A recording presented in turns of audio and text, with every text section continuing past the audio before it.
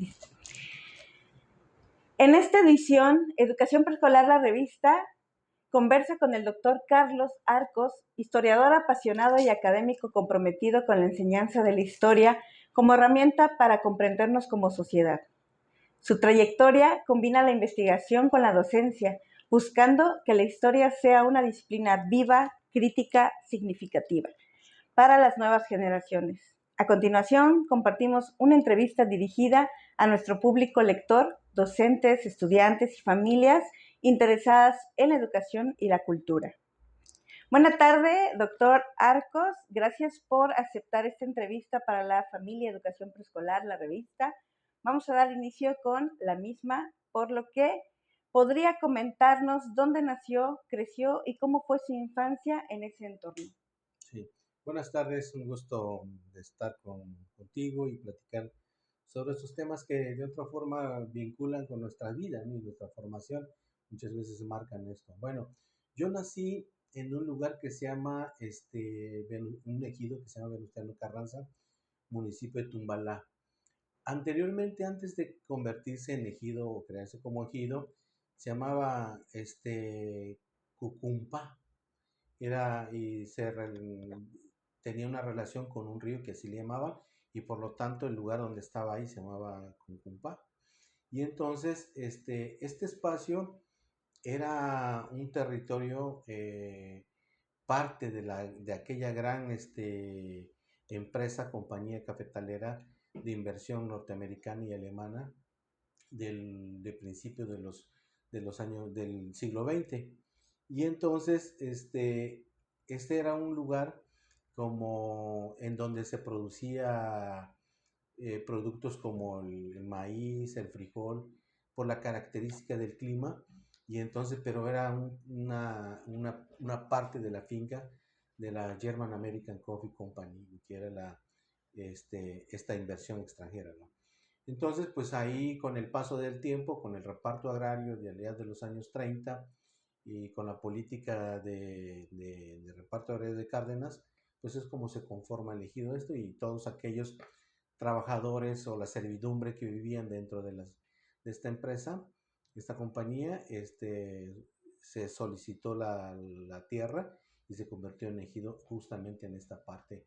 Tumbala está como en dos partes, en una parte alta y la parte baja. La que corresponde a la parte baja, donde está ubicado este lugar. Entonces usted creció en la parte baja de Tumbalá. Es correcto. Okay. Sí. ¿En qué momento descubrió su interés por la historia y qué lo motivó a dedicarse profesionalmente a esta disciplina? Yo creo que nos viene siguiendo un poco con nuestra identidad, nos viene siguiendo con lo que corresponde a lo que fuimos en nuestra infancia y lo que alcanzamos a ver, pero también lo que alcanzamos a escuchar, ¿no? Y dentro de los pueblos, poblaciones indígenas o no indígenas, pues se habla de mucha de la historia oral. La oralidad es una cuestión permanente que vamos a encontrar por ahí, y se cuentan las historias. Las historias que se cuentan en este lugar cuando yo crecí, pues es justamente la de maltrato, la de vejaciones, el trabajo excesivo que vivieron parte de todos ¿Hacia ellos. todas las personas o hacia un grupo en específico? Hacia, sobre todo, bueno, en su mayoría la población indígena, fueron este grupo, ¿no? Entonces, esta es la historia, y le llaman ellos la historia de los mozos, ¿no? Que justamente esta pasa. Entonces, eso lo escuchas cuando es parte de tu infancia, ¿no? Pero la misma circunstancia me fue dando la oportunidad de salir, de poder formarme fuera de este lugar desde los primeros años, desde los 6 7 años. Y ya posteriormente, pues como que esto se va olvidando. Pero llega un momento en cuando termina uno la preparatoria, media superior, y, y empiezas como a definirte qué carrera, porque es un proyecto de vida la que vas a desarrollar. Y entonces yo estaba justamente enfocado a estudiar derecho, porque por las mismas circunstancias, en ese momento todo el mundo quería estudiar derecho, pues porque el trabajo pues es en las instituciones de gobierno. Entonces, esta es una cuestión que inicié con esto, lo inicié en la Universidad Veracruzana y posteriormente pues como que no era mi vocación. Entonces retomé nuevamente historia ya en la Universidad Juárez Autónoma de Tabasco. Y es ahí donde empiezo a entender lo que es la historia. Ok. ¿Qué aspectos de su formación académica considera que marcaron su manera de entender y enseñar la historia? Dos cosas. Mi forma primero para poder ser historiador tiene que haber esa pasión, ese amor por la disciplina. Y entonces el contar historias, hay mucho que hacer. Justamente retomando lo que decíamos en un principio, esas historias pero era una historia no escrita, era una historia oral, era una historia que se contaba de generación en generación. Y yo dije pues que en algún momento esto iba a desaparecer, ¿no? Porque como las palabras se los llevan el viento, entonces no habían escrito, fue que empecé como a buscar e indagar y revisar las fuentes de lo que existía y entonces fue donde empecé a darme cuenta, ¿no? Y aparte empecé a recordar las historias de los abuelos, ¿no? Sobre todo de los que tenemos la oportunidad o los que han tenido la oportunidad de convivir con su abuelo, los abuelos están llenos de experiencias, de historias, y entonces me acuerdo que los contaba cada vez que lo veía en la noche. Me gustaba llegar a tomar café porque esa zona es muy cafetalera, y entonces se tomaba el café con tostadas, con tortillas que están en el fogón, y alrededor del fogón se contaban muchas historias. Mi abuelo me contaba estas historias de los mozos y de los alemanes, de los gringos, decían, ¿no? Entonces, siempre me quedó con esa imagen. Con el paso del tiempo, pues empecé a recordar nuevamente, pero por fragmentos. Y entonces lo que quise hacer es empezar a tejer esas historias que se encontraban fragmentadas y empezar a unirlas como las piezas desarticuladas, y fue que empecé a darme. Ahora, esa es la parte. Y entonces con la enseñanza, pues tiene que ver con la forma de practicar, ¿no? En este nivel ya de educación superior, pues nadie nace sabiendo, y el enseñar lo que te hace maestro, lo que te hace ir perfeccionando constantemente, son la misma práctica dentro del aula, ¿no? Dentro del aula y también el conocimiento. Es una asociación entre el conocimiento y la práctica, porque cada alumno, cada grupo siempre tiene sus propias características, y entonces uno, ya con la experiencia que uno tiene, uno se va dando cuenta y se va adecuando también el profesor al medio en el cual se encuentran los alumnos, y porque vienen de diversas regiones de Chiapas y de México aquí en la universidad, pues bueno, tiene que ver también con uno de cómo se hace un mejor profesor trabajando constantemente, y la experiencia misma te genera esa oportunidad. Gracias. ¿Cuál es el tema central de su investigación doctoral y qué lo llevó a elegirlo? Eh, Hace rato hablaba mucho de esta parte de la infancia, de la historia que nos que contaban, que me contaron, ¿no? Y entonces esa fue una decisión muy importante, porque empecé a pensar, trabajar sobre la selva primero, sobre la selva lacandona, pero no he sido parte de esa región, y entonces dije, ¿por qué voy a hacerlo en una región donde no es que lo desconozca totalmente, pero yo creo que hay particularidades de las regiones que en la cual lo hacen ser diferente? Y entonces decidí que mejor retomar la región, estudiar más la región, sobre todo la región norte de Chiapas y específicamente las montañas del norte chiapaneco, trabajar sobre eso, ¿no? Y entonces esto me ayudó a decidir sobre el tema, y entonces ya la tesis doctoral, que se llama Relaciones Sociales y Relaciones de Poder dentro de las fincas cafetaleras de este espacio, fue la que me fue determinando. Entonces hay un vínculo entre lo que es nuestro pasado en la infancia y lo que somos ahora, y entonces queremos, y actualmente sigo trabajando sobre eso, ¿no?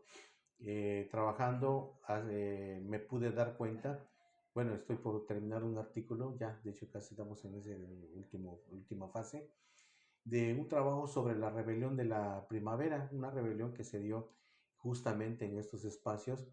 Le he denominado la rebelión de la primavera sobre las rebeliones y resistencias indígenas en la montaña del norte de Chiapaneco. Y entonces cuento justamente esto. Y entonces se desprende de la tesis. Entonces al darme cuenta que hay mucha información o otros temas que atender, entonces que no los podía incluir en la tesis doctoral, entonces los estoy atendiendo de manera como artículos que ayuden a explicar un Complementar poco, también. claro. Y entonces, y justamente revisando estos temas de rebeliones, me encuentro con otro tema que tiene que ver con los ríos. Y le he denominado el camino del agua. El camino del agua, este, son las dinámicas culturales y sociales que existen sobre el río. Sorry, acuérdate que en muchos años, antes de que se dieran los sistemas de comunicaciones actuales, modernizadas, la forma de comunicación era el río, era el agua. Y entonces eran básicamente ese sistema que se está bien. Y a partir de ahí se desprenden otras, ¿no? Entonces nos vamos dando cuenta que hay muchas historias que giran en torno a un espacio. No sé si sea una fortuna para mí que no todos volteen a ver esa región y entonces yo tengo la oportunidad de poder hacerlo, ¿no? También es algo triste, ¿no? Sí, también es algo triste, sí, había que verlo de ese lado porque cuando bien muchos historiadores o otras disciplinas pudieran estar trabajando en esa zona, Ujú. pero por la lejanía, la distancia que hay entre un espacio y muchas veces en el centro del estado, y a veces la incomodidad es lo que hace que no lleguen, ¿no? Ujú. La lejanía, Así sí. es correcto. A lo largo de su trayectoria, ¿qué ha sido lo más desafiante al investigar procesos históricos en México o en la región de su estudio? Lo más desafiante es justamente las fuentes. Lo complicado, lo más complicado que me he enfrentado es justamente de recabar la información, porque eh, en esta región sí había mucha información dispersa que de repente llegó un proyecto de la UNAM ya por ahí finales del siglo XX, se empezó a conformar un archivo histórico en el municipio de Tumbalá, pero desafortunadamente las autoridades municipales que llegan no traen esta visión de conservación de los documentos, de los documentos históricos. Ellos lo consideran como documentos viejos que no sirven para nada. Y como ocupan un espacio y hay que darle pues la dimensión y el interés y también la importancia que debe tener los documentos, se debe de conservar en un espacio adecuado para él. Y de hecho, la Universidad Nacional Autónoma de México logró justamente que se dieran. Pero las diferentes autoridades muchas veces pues, no tienen una formación académica, cultural o no sé, una visión que realmente dé paso a esto. Y entonces te encuentras con autoridades o presidentes municipales que empiezan como a destruir. Me acuerdo muy bien las palabras de un presidente municipal. Dice, quiten esos papeles viejos de ahí, háganlo a un lado, retírenlo, no sirve para nada. Y que se establezca un área del municipio, ¿no? Por no querer construir y entonces van quitando, van ocupando espacios que correspondía a este archivo. Y entonces ese es el desafío más grande en el cual nos podemos encontrar, decir, bueno, oye, y el archivo, cuando había sido como el espacio para llegar a investigar, a ir recogiendo esa información para poder tejer esas historias que estábamos comentando hace rato, y resulta que no los encuentras. Entonces, esas son las dificultades a las cuales nos encontramos, lo más desafiante para mí. Y gracias. Desde su perspectiva, ¿por qué considera que la historia es fundamental en la formación de los ciudadanos y ciudadanas?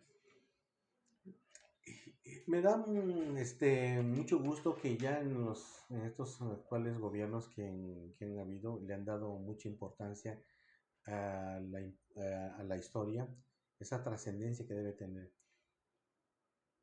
Todos tenemos historia que contar y todos vamos dejando historia.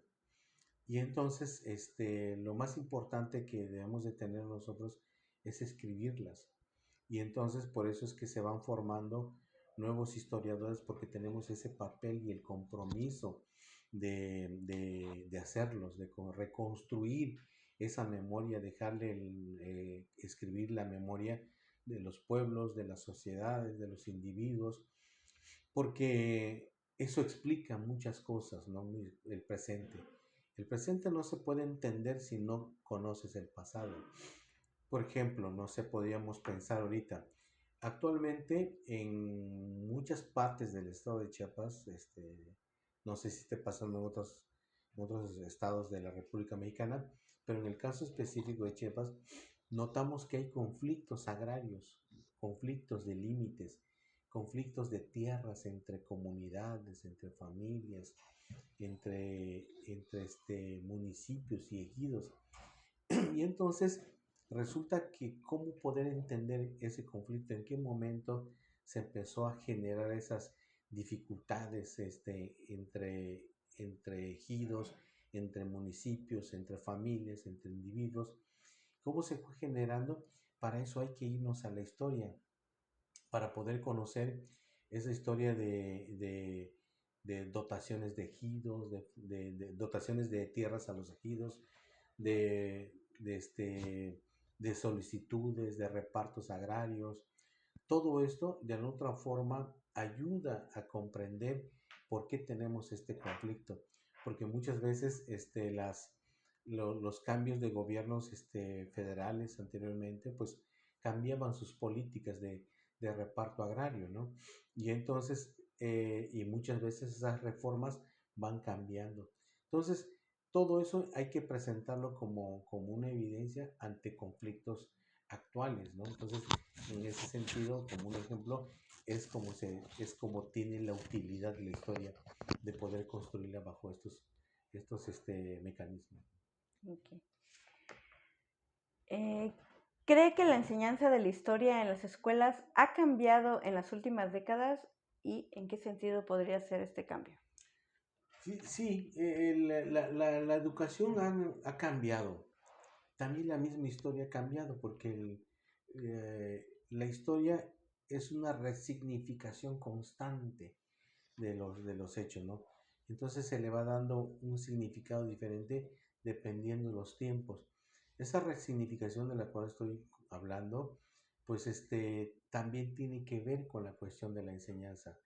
Y entonces, hace rato comentaba de que actualmente se le está dando mucha importancia al tema de la historia porque es una parte de la sensibilidad humana. Y entonces en estos gobiernos que tenemos ahora que hablan de un humanismo trascendental, un humanismo que identifique la sociedad, debe ser justamente la historia como parte elemental que fundamente justamente esa sensibilidad humana.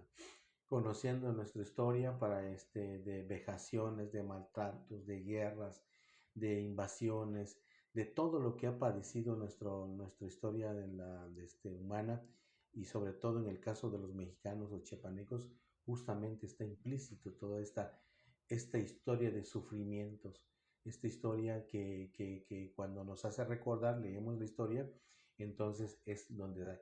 Entonces, la base del humanismo, la base de la sensibilidad humana está plasmada dentro, como historiador, un elemento importante es la historia, porque si conocemos la historia del sufrimiento que tiene el ser humano, podemos ser sensibles, podemos ser humanos y poder entender al otro y no por qué conflictuarnos con los demás o con las sociedades, ¿no? Entonces, ustedes, como vemos actualmente, guerras por el mundo, invasiones de tierras, hegemonías, poder, que son a veces el deseo del hombre. Yo creo que la historia nos ha enseñado de cómo han terminado cuando permanecen estas ideas. Entonces, es por ello que yo creo que la enseñanza de la historia y que ha cambiado, pues sí, ha cambiado y ha tenido, si nos metemos a la historia de la educación, en todo lo que va del siglo XX han pasado por diversos modelos educativos y también el sistema de enseñanza. ¿Qué estrategias considera más efectivas para enseñar historia a niños, niñas y jóvenes de manera significativa y crítica? En el caso de los niños, este, los niños están ansiosos, están con mucha energía y lo que ellos buscan constantemente es jugar, estar activos, ¿no? Yo creo que utilizando este ímpetu que tienen los niños, se puede enseñar historia, se puede jugar con la historia para empezar como a sensibilizar, empezar a permear poco a poco en su forma de ser, ¿no? Entonces yo creo que si va implícito esta idea de la historia, estos conocimientos de la historia, puede ser un elemento importante, una herramienta importante para poder, para poder desarrollarlo. Claro, esto tiene que ver con la cuestión de las edades. Posteriormente ya con los jóvenes ya son mucho más inquietos todavía, pero empiezan como en un momento a explorar, ¿no? Empiezan a explorar y es justamente donde también hay que aprovechar esta oportunidad para que empiecen a explorar justamente nuevos temas que tenga que ver con la cuestión de la historia de México, la historia de Chiapas o con su historia misma, ¿no? Entonces, creo que ese sería lo que podríamos hacer, ¿no?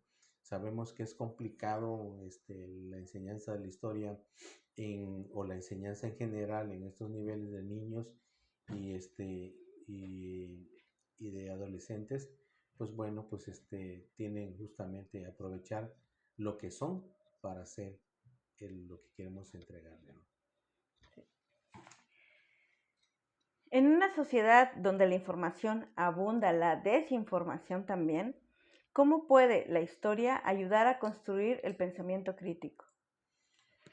El pensamiento crítico, es justamente primero tenemos que pasar por la reflexión, ¿no?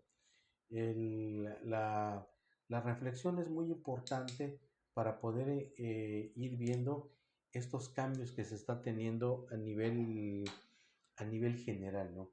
La, la modernidad sí hay que tomarlo con pinzas. No todo lo que circula en el mundo digital es bueno para uno. A veces también hay sectores de la sociedad que cuando circula algo malo, también lo van a tomar, ¿no? Y lo van a utilizar para sus propios intereses, ¿no? Pero si queremos una sociedad, digamos, en la cual podríamos fortalecer sus conocimientos, su cultura, y entonces, y atrapar lo que están dando en el mundo digital, pues bueno, yo creo que esto para poder tener esa decisión, es importante el acompañamiento de los padres y de los profesores para poder indicarle cuáles son las ventajas y desventajas y el tipo de información que está teniendo. Y eso, él determinará cuál de todas estas puede tomarla para poder encaminarse, ¿no? Para poder formarse, para ser un ciudadano, no sé cuál sea el ciudadano ejemplar, pero por ese camino podría ser. Entonces, pero también tenemos ciudadanos que no gustan de esta forma de vida y entonces por eso es que también tenemos, porque hay de las dos partes de esa información, la negativa y la positiva, ¿no? Entonces, tenemos esa opción de poder hacerlo. Pero sí es importante el acompañamiento de los padres y de los profesores, ¿no? ¿Considera que existe una relación entre la memoria colectiva y la identidad nacional? ¿Cómo se debería trabajar esto en la educación? El- es muy importante esta memoria colectiva, ¿no? Porque hace rato como platicábamos de que si la historia ha cambiado y yo decíamos que constantemente la historia se va resignificando. Muchas veces, en algún momento, el Estado mexicano decidió enseñar una historia de carácter nacionalista, ¿no? Ujú. Porque nuestro país estaba inmerso en un conflicto internacional en donde lo único que nos podía hacer fuerte como país son sus sociedades, ¿no? Sus pueblos, sus sociedades, las familias, las que fortalecen un país. Y entonces de tal forma que el Estado mexicano fomentó un sistema de educación de tipo nacionalista porque lo necesitaba, ¿no? Necesitaba ese apremio, necesitaba ese cobijo para poder salir adelante ante los conflictos externos de este país. Y entonces, ahora, ¿cómo se va desarrollando ahora en la actualidad? ¿Qué tipo de historia, qué tipo de enseñanza educativa podemos tener? Pues bueno, justamente un primer momento es el que sea uno mismo como humanos, como personas, como ciudadano. Eso es lo primero que tenemos que ver, ¿no? Y posteriormente, pues ya se van especializando en diversas ramas de donde quiere uno desarrollarse, ¿no?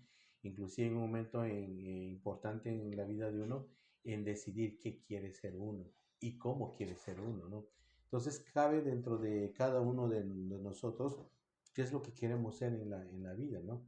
¿Qué queremos explorar? ¿Qué queremos ser? Y hacia dónde, ¿no? Tenemos un objetivo, si no es común, pero sí tenemos un objetivo común en la cual podamos, decir, cumplir con ciertas expectativas que queremos entregarle a nuestras familias, a nuestros hijos, a la sociedad misma. Entonces, eso tiene que ver mucho.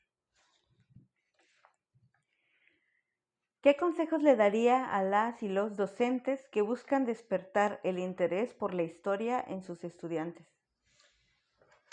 Yo creo que aquí, primero ir explorando, como decíamos hace rato, ¿no?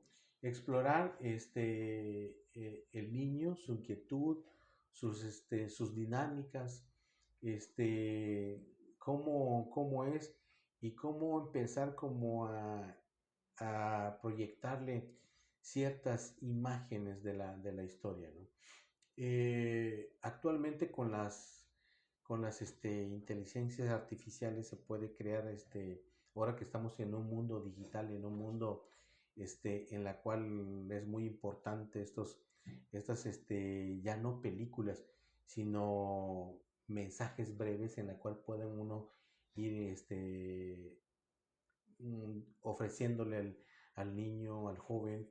Y entonces yo creo que nos tenemos que adaptar también a este mundo digital para poder ser una herramienta y poder crearles, no sé, alguna parte de la historia, contar una historia con estas características y eso le llama mucho la atención. Y si de por sí ahora los niños y jóvenes pues conocen mucho de esto, entonces, por lo tanto, ahora lo que estamos viviendo en esta transformación digital, adaptar también, utilizar estas herramientas como para poder hacerle llegar a los jóvenes, ¿no? Entonces, los profesores de niños y jóvenes pueden utilizar esta herramienta como para poder incursionarlo. Sabemos que no es la única forma de enseñar historia, y que pues puede ser un elemento más como para poder empezar a persuadir al niño, empezar a sensibilizarlo, empezar a encaminarlo a esta parte de la historia para que guste y entonces de ahí poco a poco empezar a implementarle ciertas lecturas cortas, breves, para poder darle. Y ya cuando guste, entonces el camino está enseñado y ya podrá decidir qué libros, textos más abundantes puede ser para él, ¿no? ¿Podría compartirnos algún momento o experiencia profesional que lo haya marcado profundamente como historiador? Sí, me acuerdo muy bien, justamente, una ocasión estábamos trabajando para el Centro Estatal de Lenguas, Arte y Literatura Indígena. Yo estaba en el área de investigación lingüística. Nos dedicábamos el equipo que tenía en ese momento a atender justamente las lenguas indígenas en Chiapas, ¿no? Ahora de los pueblos originarios, como se le conoce ahora, ¿no?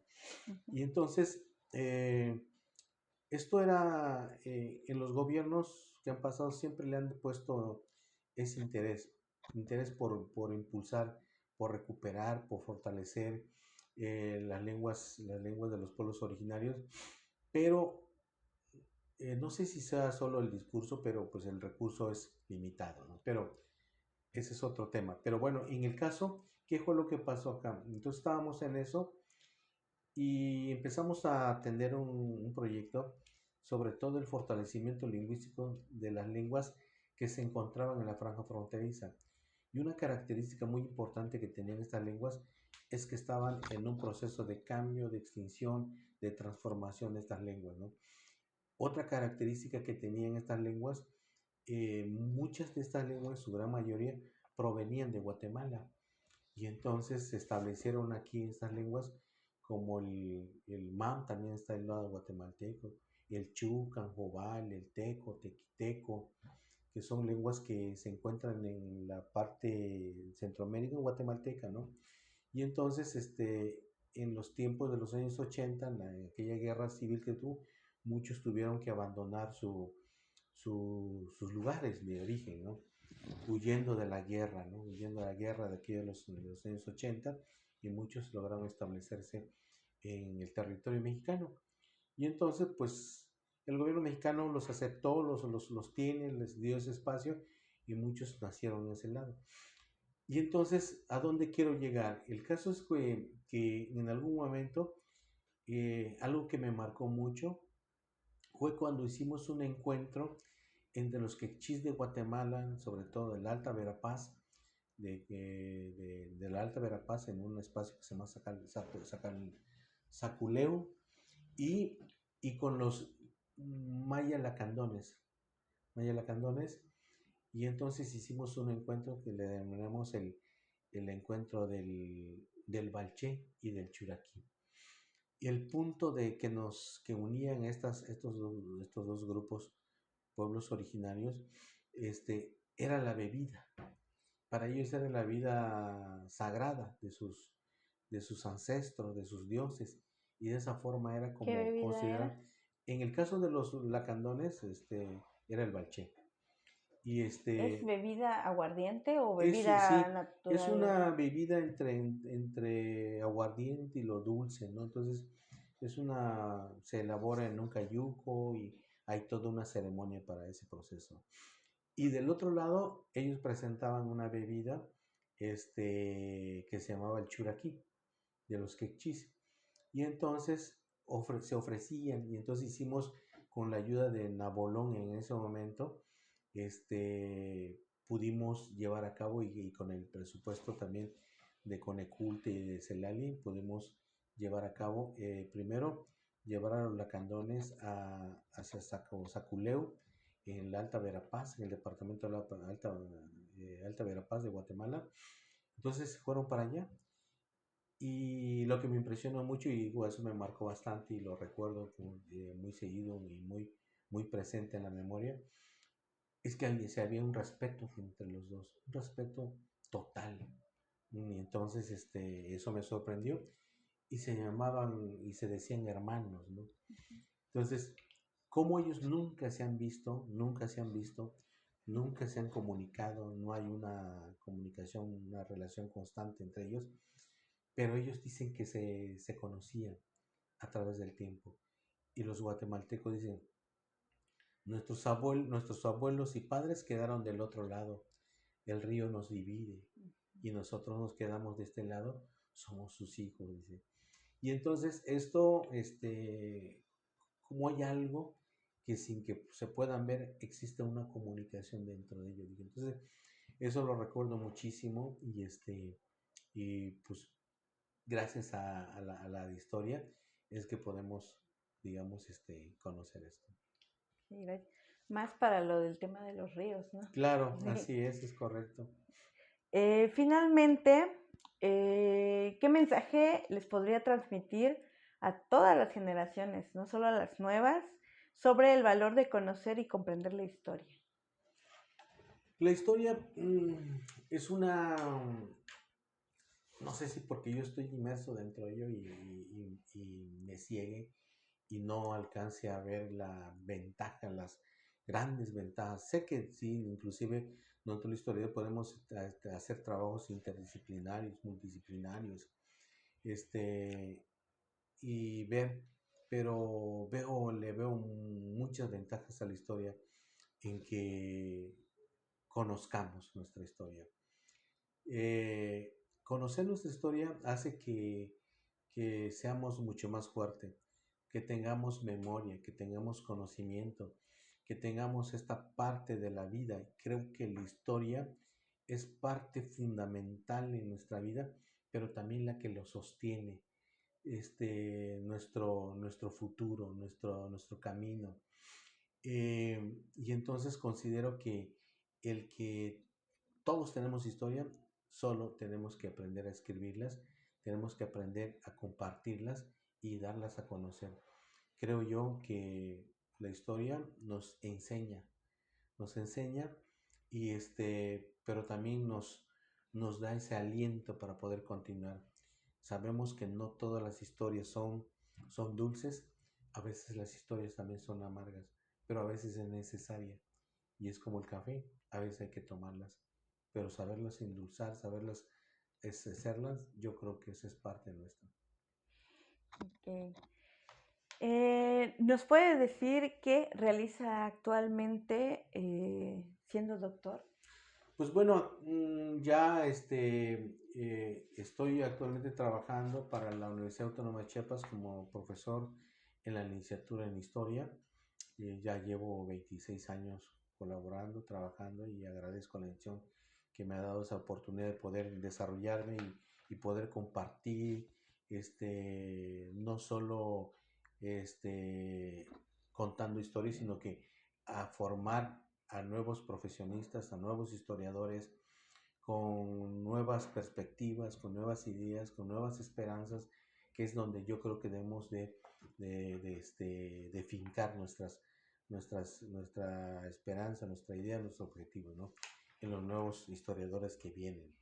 Y posteriormente, pues bueno, también otra parte, pues está dentro de la maestría en historia, que también es otro espacio donde he estado colaborando en los últimos 5 años y desde luego también coordinando el programa, ¿no? Viendo el destino, el futuro de los programas de la maestría, porque constantemente, como decíamos, tenemos que estar renovando y tenemos que estar actualizándonos a veces con las nuevas políticas educativas que ahora que estamos en la nueva escuela mexicana y entonces ir adecuando, recogiendo nuevas partes que la nueva sociedad necesita, esa interculturalidad, esa multidisciplinaridad con la que debemos de trabajar, esa parte de la inclusión que tiene que ser también parte nuestra y que tenemos que ser seres humanos mejores cada vez más. Entonces, eso es lo que a la cual estamos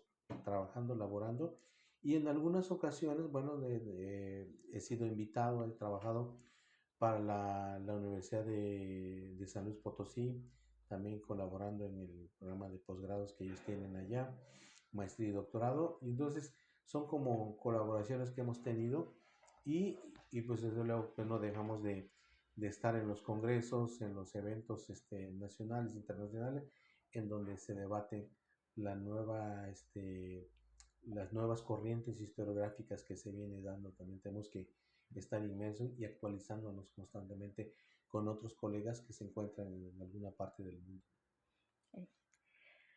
La conversación con el doctor Carlos nos recuerda que la historia no es una serie de fechas y nombres, sino una herramienta para comprender quiénes somos y cómo hemos llegado hasta aquí. A través de su mirada, entendemos que enseñar historia es también enseñar empatía, pensamiento crítico y conciencia social.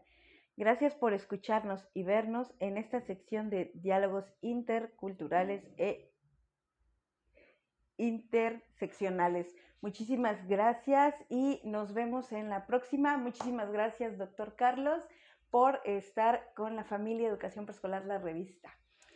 A ti un abrazo. Sí, gracias.